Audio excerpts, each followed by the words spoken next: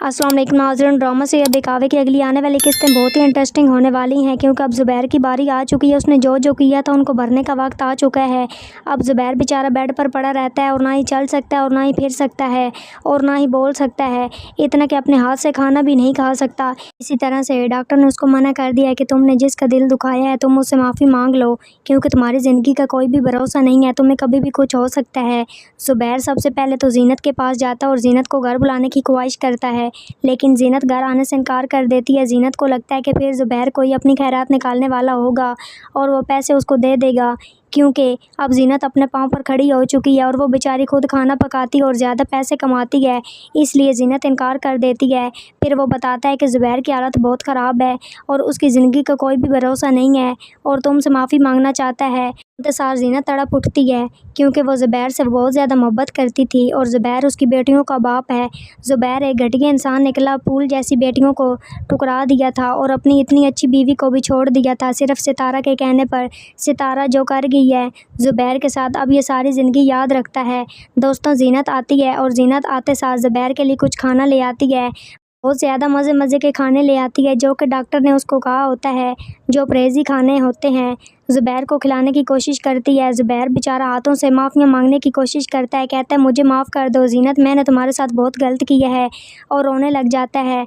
और ज़ीनत भी क्या करे, क्योंकि उसकी बच्चियों का बाप है, वो माफ़ी कर देती है। कहती है ज़ुबैर अब तुम्हें परेशान होने की कोई ज़रूरत नहीं है। और उसकी ज़ुबैर की माँ और बहन कहती हैं क्योंकि एक ही हमारे घर का मर्द था और कमाई करता था, हमें पैसे देता था और हमारा घर चलाता था। और ज़ीनत अपनी माँ जैसी सास को कुछ पैसे दे देती है और सिद्रा को भी कुछ पैसे देती है और दोनों रोने लग जाती हैं। कहती हैं कि हमने सोचा भी नहीं था कि आप इतनी अच्छी हैं ज़ीनत भाभी, मैं आपके साथ बहुत ज़्यादतियाँ की हैं और मैं आपसे किस मुंह से माफ़ी मांगूं।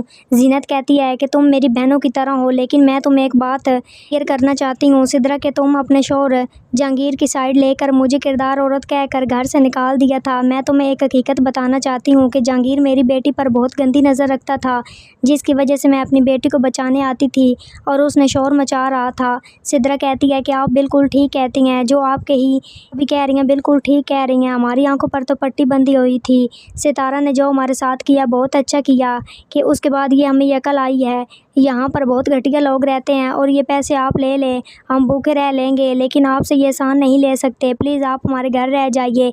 इतने देर में वो रोने लग जाती है। ज़ीनत बेचारी भी नरम दिल की मालिक होती है, वो भी साथ ही रोने लग जाती है। कहती है कि सिद्रा बेटा कोई बात नहीं, मैं तुम्हारी बड़ी बहनों की तरह हूँ, तुम परेशान नहीं हो, जितने भी पैसे चाहिए मैं तुम लोगों को दे दूँगी, क्योंकि मैं अब अपने पाँव पर खड़ी हो गई हूँ और मेरे पैसे तुम्हारे पैसे एक ही हैं, क्योंकि यहाँ पर मेरा ज़ुबैर जो भी मेरे बेटियों का बाप है, इसलिए मैं उसका साथ देने आई हूँ और तुम सब का भी बहुत ख्याल रखूँगी। लेकिन आगे चलकर आपको मुकम्मल तफसील से बताएंगे और दिखाएंगे, लेकिन उससे पहले हमारी आपसे गुजारिश है कि वीडियो के विदाउट स्किप के अंत तक देखिएगा ताकि आपको मुकम्मल लगाई हासिल हो सके।